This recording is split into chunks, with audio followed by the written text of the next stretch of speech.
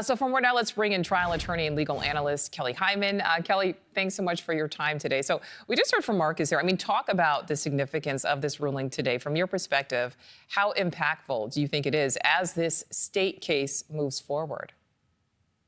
It is very impactful. Now, a motion to suppress are very difficult from a legal perspective. And the fact that evidence was no longer going to be at trial is definitely key for the defense. Now, we have to remember, under our Constitution, the Fourth Amendment, people are allowed to keep their items on them, and they're not allowed to have unlawful searches and seizure. So in this case, it was the defense argument that the belongings on him were unlawfully searched. However, the prosecution argued that, in fact, that the items that they found were lawfully searched, and the judge made a determination of what exactly can come into trial and what can not come into trial.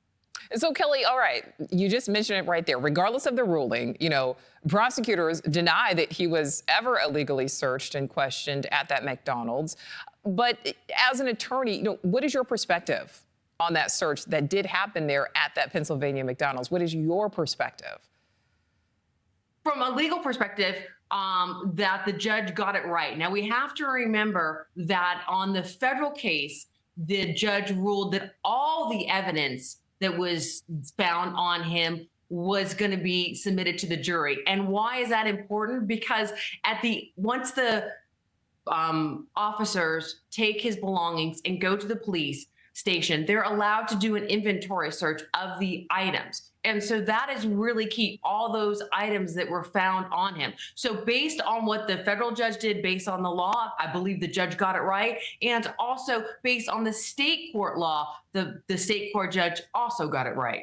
All right. So, Kelly, when we heard from Marcus there, he talked about the fact that this state murder trial right now is set to begin in September. But then in November is when his federal trial, that will be for stalking, since the other charges were thrown out. That begins in November. For that November trial, he will not face the death penalty in his federal case. But how much do you think his state trial will potentially influence what happens in his federal trial?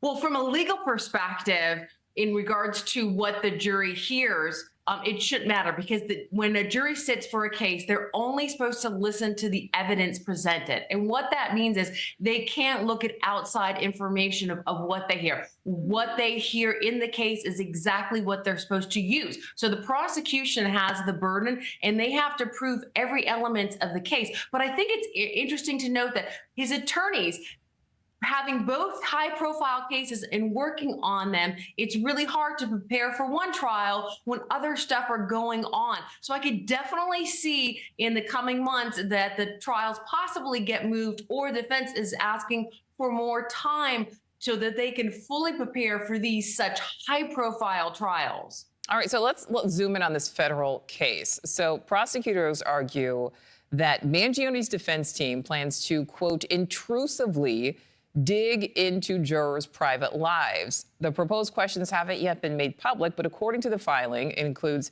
ages, genders, occupations, education histories of their children, as well as how often they attend religious services. Just based on what we know at this point, again, with the questions not actually being released publicly, what do you make of this argument already from prosecutors in this federal case?